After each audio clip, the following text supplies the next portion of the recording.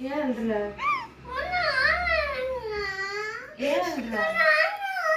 இப்போ ஹோம்வொர்க் எழுத பிடிக்கலையா உனக்கு? நீ படிச்சு போலீஸ் ஆக மாட்டியா? மம்மிய நீ டாட்டால கூட்டிட்டு போக மாட்டியா? ஏன் அழுற? ஏன் அழுற? இப்போ ஒன்னும் இல்லையா? இப்போ ஹோம்வொர்க் எழுதுறதுக்கு அழுறியா நீ?